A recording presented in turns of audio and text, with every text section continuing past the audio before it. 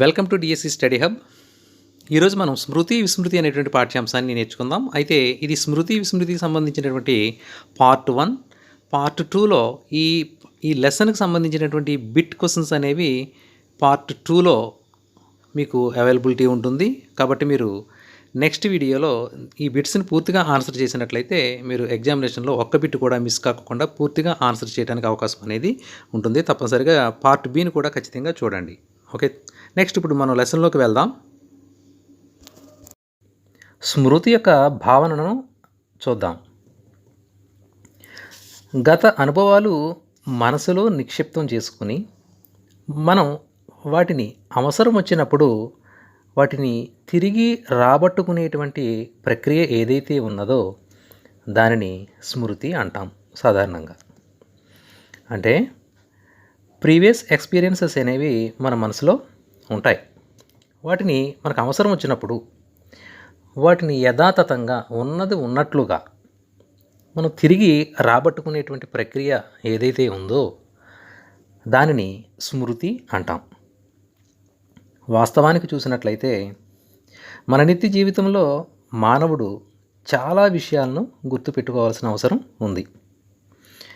ఎందుకన్నట్లయితే తరగతిలో నేర్చుకున్న పాఠాలు, సమస్య సాధనాలు వంటి అనేక విషయాలను గుర్తుపెట్టుకోవటం చాలా అత్యవసరం. మానవ పురోభివృద్ధికి స్మృతి అనేది చాలా అవసరం. ఈ అభ్యసన ప్రక్రియలో స్మృతికి విశేషమైనటువంటి ప్రాధాన్యత అనేది ఉంది. అభ్యసనం చేసినటువంటి సమాచారాన్ని మనం బదిలీపరుచుకుని పునఃస్మరణ చేయగల శక్తి పైనే విద్యార్థి యొక్క అభ్యసనం అనేది ఆధారపడి ఉంటుంది. అందువల్ల అంత ఇంపార్టెంట్ అయినటువంటి ఈ స్మృతి గురించి మనం చాలా లోతుగా అధ్యయనం చేసినట్లయితే ప్రతి బిట్ని ఏ కోణంలోంచి మనం ఎగ్జామ్లో అడిగినా మనం బిట్ని ఆన్సర్ చేయడానికి అవకాశం అనేది ఉంటుంది. ఇప్పుడు మనం స్మృతికి సంబంధించి కొంతమంది మనోవిజ్ఞాన శాస్త్రవేత్తల యొక్క నిర్వచనాలను పరిశీలన చేద్దాం. మొదటిగా వుడ్వర్త్ స్మృతి గురించి ఏమన్నారో ఒకసారి చూద్దాం. స్మృతి అంటే గతంలో నేర్చుకున్న విషయాలను జ్ఞప్తికి తెచ్చుకోవటమే అని వుడ్వర్త్ అనటం జరిగింది. నెక్స్ట్ స్కోల్బర్గ్ ఏమన్నాడంటే అభ్యసించిన దానిని తిరిగి చేయగల సామర్థ్యమే స్మృతి అని చెప్పడం జరిగింది. అభ్యసించిన దానిని తిరిగి చేయగల సామర్థ్యమే స్మృతి అని స్కోల్బర్గ్ చెప్పటం జరిగింది. ఆ తర్వాత మూడవది చూద్దాం. రైబర్న్ ఏమన్నాడంటే గత అనుభవాలను మెదడులో స్థిరీకరింపజేసుకుని మనకు అవసరం వచ్చినప్పుడు వాటిని చేతనత్వంలోకి తీసుకురాగలిగినటువంటి శక్తిని స్మృతి అంటారని రైబర్న్ చెప్పడం జరిగింది. ఇక నాలుగవది చూద్దాం. ముందు నేర్చుకున్న విషయాన్ని అది ఎలా జరిగిందో అలాగే జ్ఞాపకం తెచ్చుకోవటమే స్మృతి అంటారని స్టౌట్ తెలియజేయటం జరిగింది. అయితే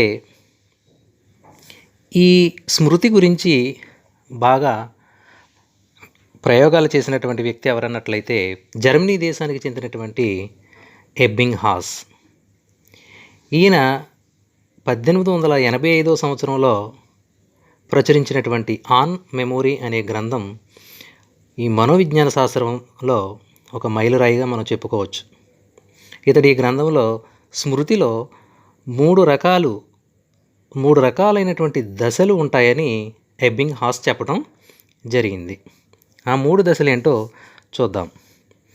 1 encoding, 2 retention, 3 retrieval. Encoding, retention, retrieval. Encoding అంటే ఏంటో చూద్దాం. ఎన్కోడింగ్ అంటే ఏంటంటే మనం జ్ఞానేంద్రియాల ద్వారా గ్రహించినటువంటి అనుభవాలు ఏదైతే ఉన్నాయో ఆ అనుభవాలు మెదడుకు చేరి ఎప్పుడైతే మెదడుకు అనుభవాలు చేరాయో మెదడు తనదైనటువంటి శైలిలో ఆ అనుభవాలని ఎన్గ్రామ్స్ రూపంలో అంటే ఎన్గ్రాములు అనేటటువంటి చిహ్నాల రూపంలోకి మార్చుకుంటుంది. అలా మార్చుకుని ఆ మెదడులో స్థిరీకరణ చేసుకుంటుంది. ఈ పరిస్థితిని ఎన్కోడింగ్ అంటాం. అంటే ఎన్ అంటే ఎన్గ్రామ్స్, కోడింగ్ అంటే చిహ్నాలు. ఎన్గ్రాములని చిహ్నాల రూపంలో పదిలపరుచుకుంటుంది, అంటే స్థిరీకరణ చేసుకుంటుంది అని అర్థం. ఇక రెండవది రిటెన్షన్ అంటే చూద్దాం. రిటెన్షన్ అంటే ధారణ.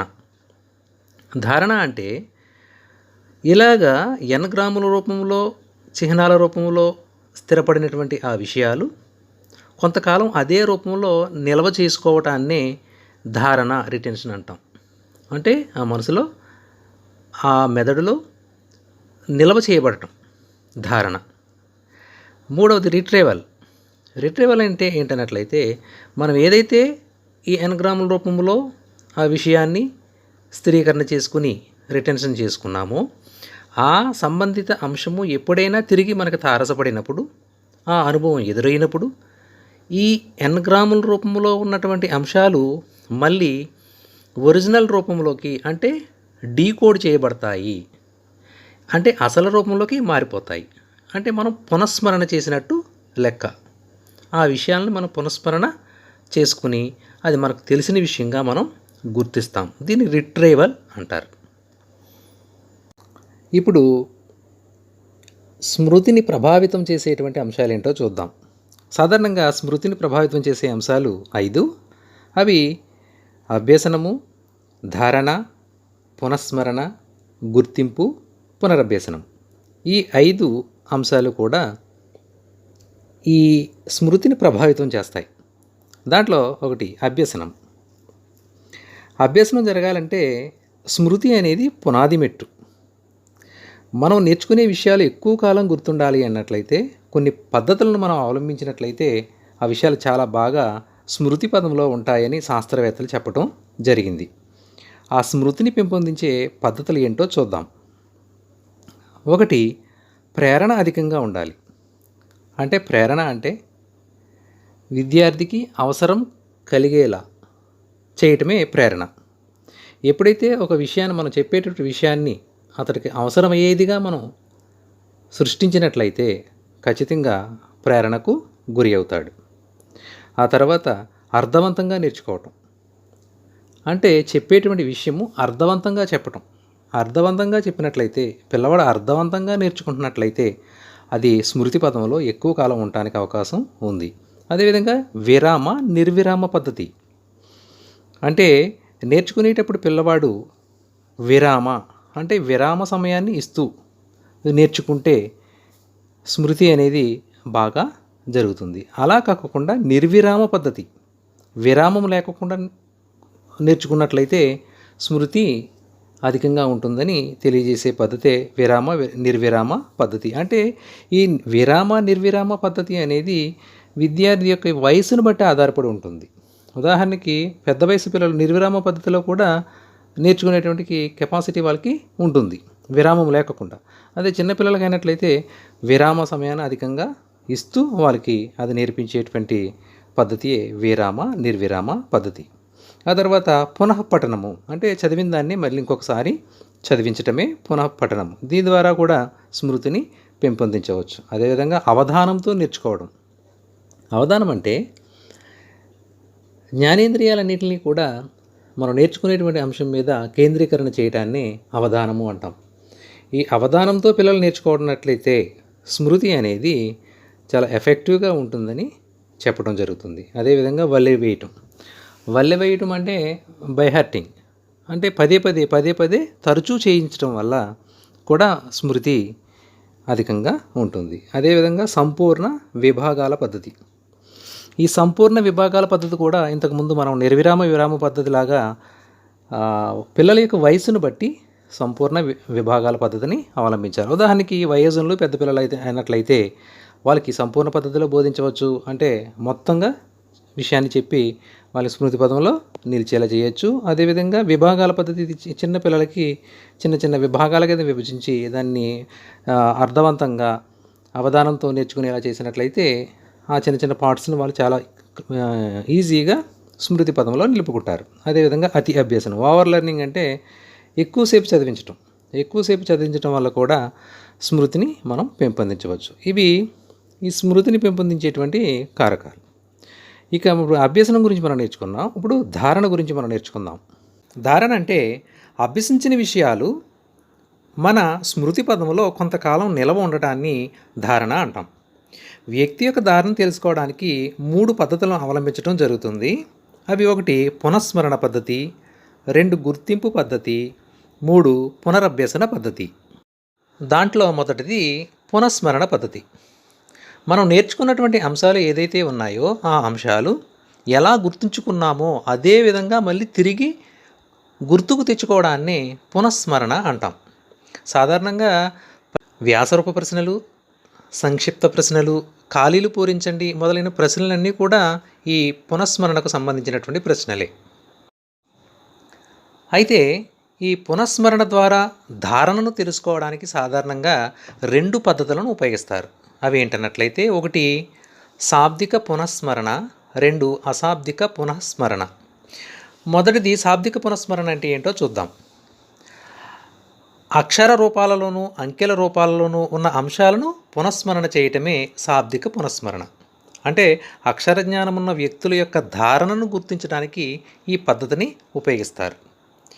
శాబ్దిక పునఃస్మరణ కొలచట్లో భాగంగా ఈ క్రింది పద్ధతులను సాధారణంగా ప్రయోగశాలలో ఉపయోగిస్తూ ఉంటారు. అవి ఏంటన్నట్లయితే 1 స్మృతి విస్మృతి, 2 ద్వంద్వ సంసర్గులు, 3 కథనాలు, 4 ఆకృతుల పునరుత్పాదనం, 5 శబ్ద ప్రమాణం.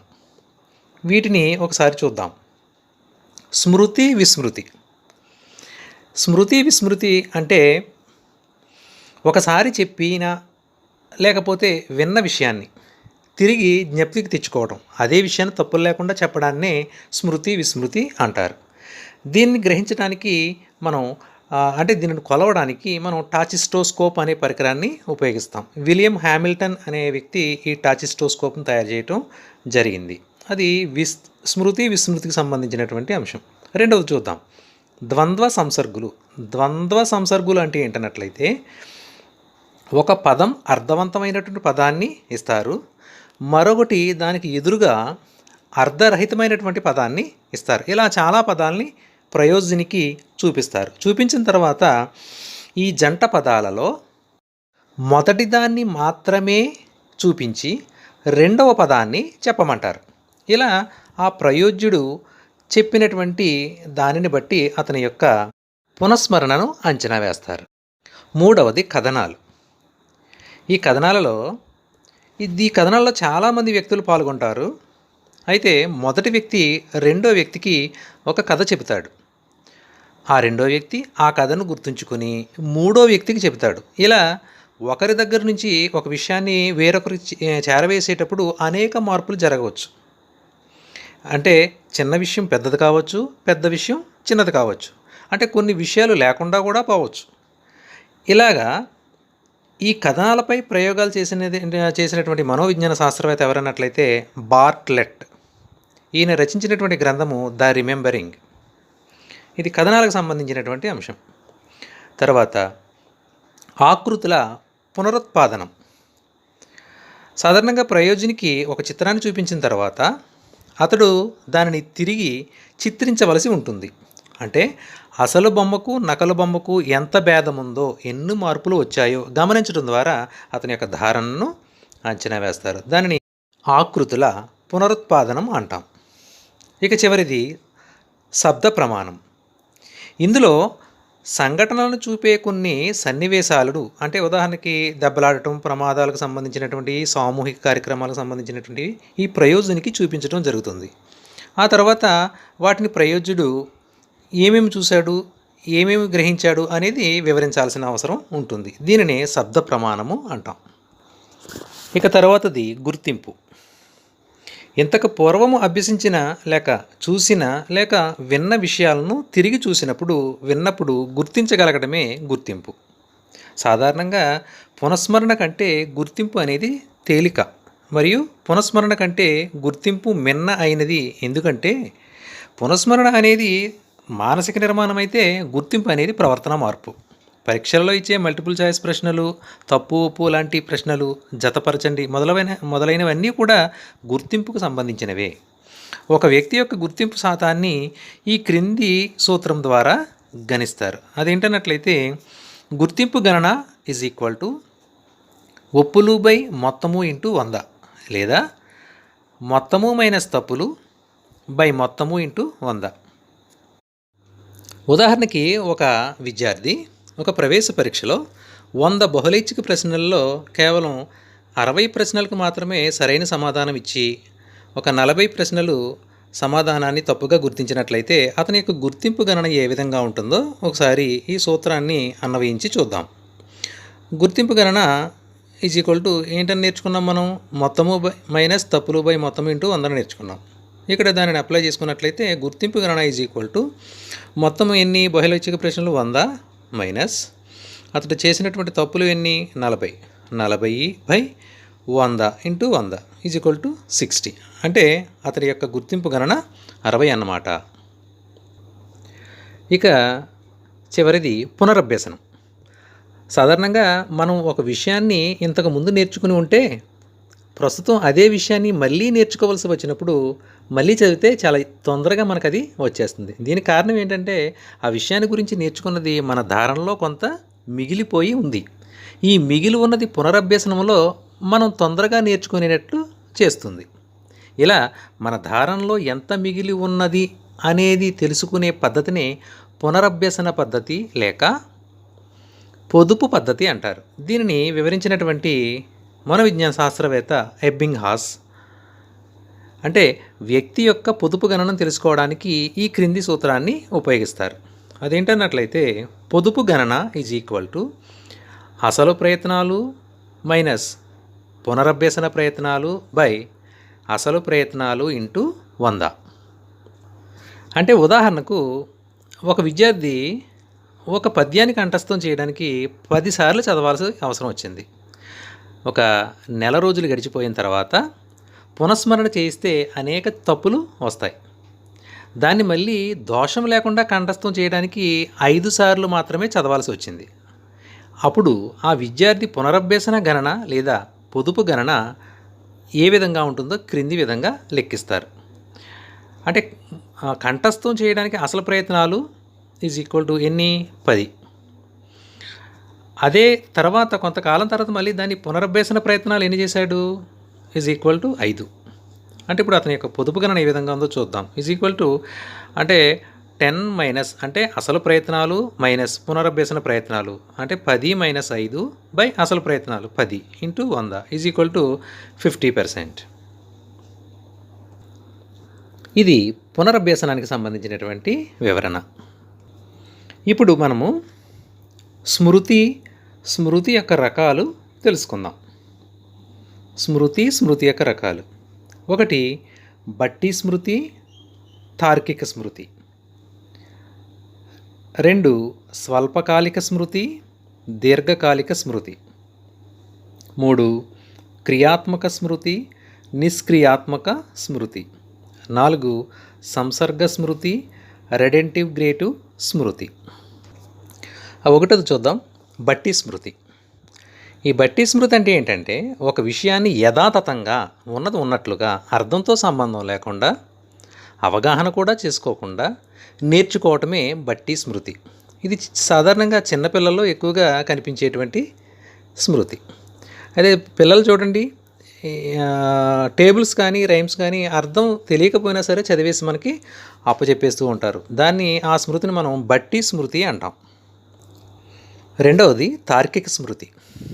తార్కిక స్మృతి అంటే ఒక విషయాన్ని పూర్తిగా అవగాహన చేసుకుని తార్కికంగా ఆలోచన చేసి నేర్చుకుని జ్ఞాపకుంచుకోవటమే తార్కిక స్మృతి. అంటే ఏదైనా ఒక పద్యాన్ని మనం నేర్చుకునేటప్పుడు ఆ పద్యంలో ఉండేటువంటి భావం ఏంటి, దాంట్లో ఉండేటువంటి అర్థం ఏంటి తెలుసుకుని ఆ పద్యాన్ని గుర్తుపెట్టుకోవడమే తార్కిక స్మృతి. 3వది స్వల్పకాలిక స్మృతి. ఈ స్మృతిని తక్షణ స్మృతి అని కూడా అంటారు.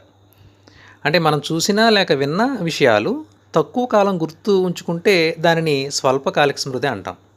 అంటే దీని పరిధి ఎంత ఉంటుందంటే గుర్తుంచుకునేటువంటి పరిధి 30 సెకండ్లు మాత్రమే ఉంటుంది. ఉదాహరణకి ఏదైనా ఫోన్ నెంబర్లు మనకి ఎవరైనా చెప్పినప్పుడు ఆ ఫోన్ నెంబరు మనం నోట్ చేసుకోకుండా మన మనసులో ఒక స్వల్పకాలికంగా గుర్తుపెట్టుకుంటాం. తిరిగి మళ్ళీ ఒక 30 సెకండ్స్ దాటిన తర్వాత ఆ ఫోన్ నెంబర్ మనం చెప్పలేం. ఇలాగా ఆ 30 సెకన్లలో ఉండేటువంటి స్మృతిని స్వల్పకాలిక స్మృతి అంటాం. ఇక 4వది దీర్ఘకాలిక స్మృతి. అంటే మన అనుభవాల్లో కొన్ని విషయాలు దీర్ఘకాలం అంటే జీవితాంతం జ్ఞాపకం ఉంటాయి. అలా జీవితాంతం జ్ఞాపకం ఉండేటువంటి ఆ స్మృతిని దీర్ఘకాలిక స్మృతి లేక శాశ్వత స్మృతి అంటాం. అంటే ఉదాహరణకి చలన కౌశలాలన్నీ కూడా దీర్ఘకాలిక స్మృతిలోకే వస్తాయి. అంటే చలన కౌశలాలంటే ఉదాహరణకి సైకిల్ తొక్కటం, ఈత కొట్టడం, ఇటువంటివన్నీ కూడా మనం జీవితాంతం కూడా మర్చిపోం. కొంతకాలం దాన్ని మనం చేయకపోయినా అమాంతంగా ఆ పరిస్థితులు తారసపడినప్పుడు మళ్ళీ ఈత కొట్టడం జరుగుతుంది, సైకిల్ తొక్కడం కూడా జరుగుతుంది. దీనిని దీర్ఘకాలిక స్మృతి అంటాం. ఆ తర్వాత క్రియాత్మక స్మృతి.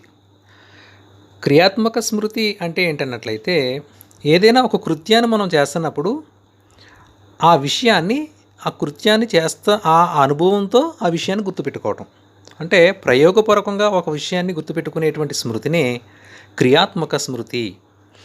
దీనిని యత్నపూర్వక స్మృతి అని కూడా అంటారు. అంటే ఏదైనా ఒక ప్రయోగాన్ని మనం ఒక ల్యాబ్లో ఒక ప్రయోగాన్ని చేస్తున్నప్పుడు ఆ ప్రయోగం చేసేటప్పుడు ఆ చేసే అనుభవాన్ని విషయాన్ని జ్ఞాపకం పెట్టుకుంటూ నేర్చుకునేటువంటి స్మృతిని క్రియాత్మక స్మృతి అంటాం. ఆ తర్వాతది నిష్క్రియాత్మక స్మృతి. నిష్క్రియాత్మక స్మృతి అంటే ప్రయోగపూర్వకంగా కాకుండా కేవలం ఉపాధ్యాయుడు చెప్పేటప్పుడు విని లేక చూచి గుర్తుపెట్టుకోవడాన్ని నిష్క్రియాత్మక స్మృతి. నిష్క్రియాత్మకము అంటే క్రియ అనేది లేదు. అంటే విద్యార్థి చేస్తూ నేర్చుకోవట్లేదు, కేవలం వింటూను అదేవిధంగా చూస్తూను మాత్రమే నేర్చుకుంటున్నాడు ఉపాధ్యాయుడు చెప్పేటప్పుడు అన్నమాట.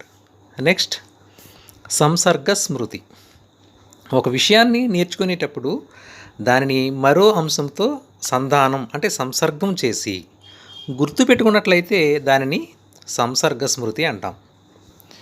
అంటే ఈ అంశంలో ఏంటన్నట్లయితే ఒకటి గుర్తుకు వస్తే ఆటోమేటిక్గా రెండవది కూడా వెంటనే మనకు గుర్తుకు వచ్చేస్తుంది.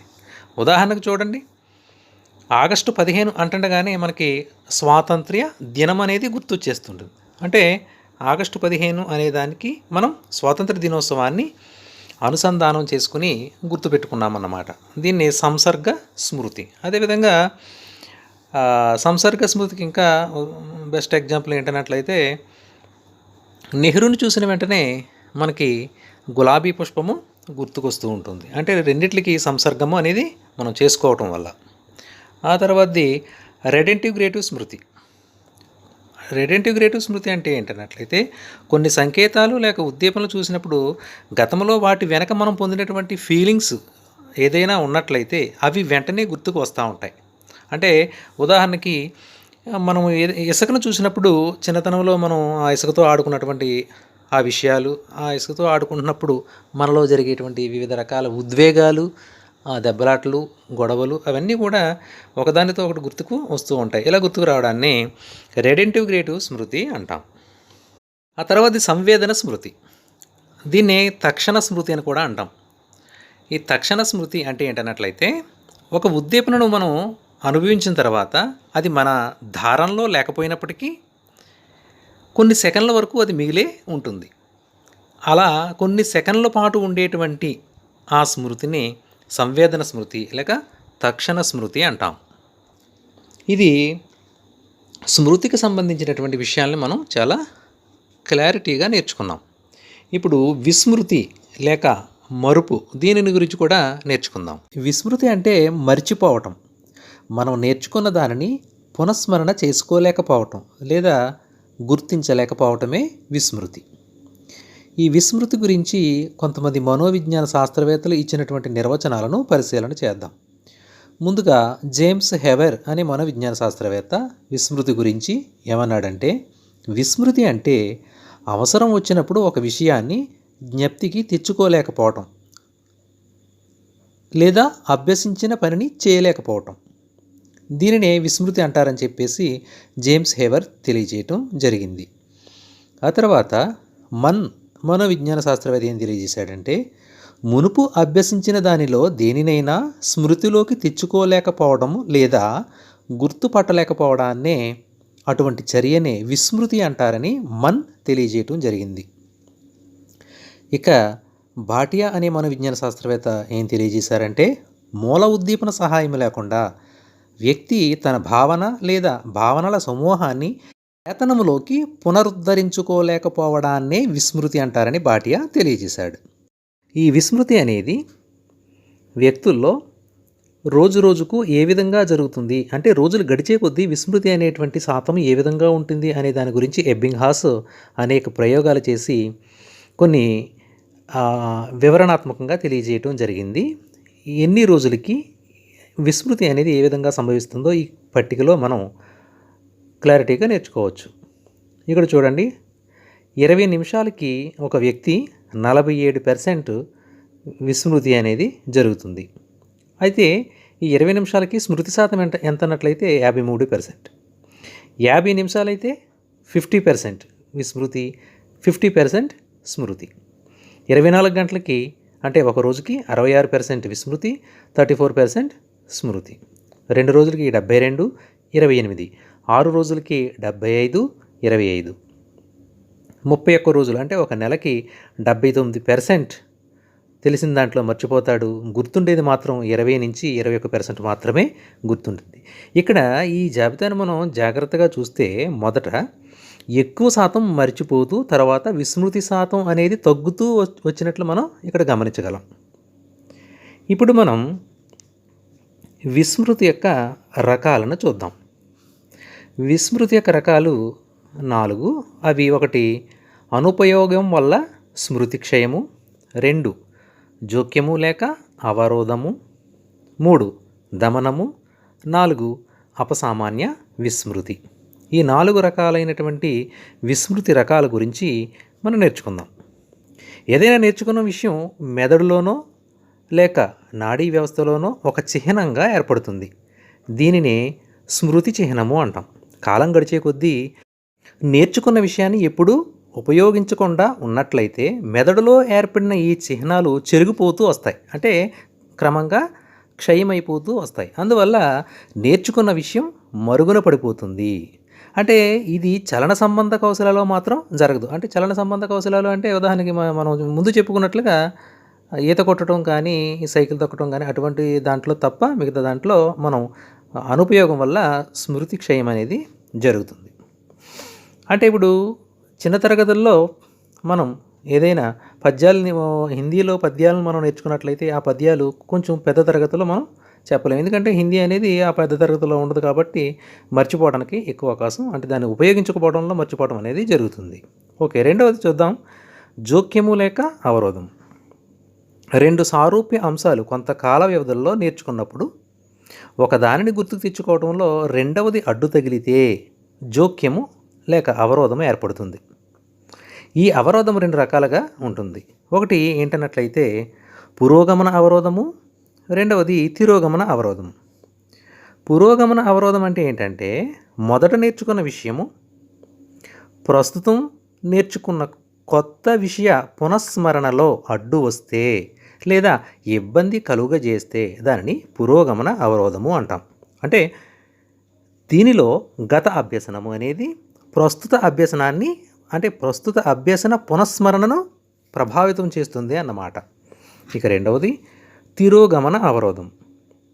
తిరోగమన అవరోధం అంటే ఏంటంటే మనం కొత్తగా నేర్చుకున్న విషయాలు అంతకు ముందు నేర్చుకున్న విషయాల పునఃస్మరణను అడ్డుకున్నట్లయితే అటువంటి ప్రక్రియను తిరోగమన అవరోధము అంటాం.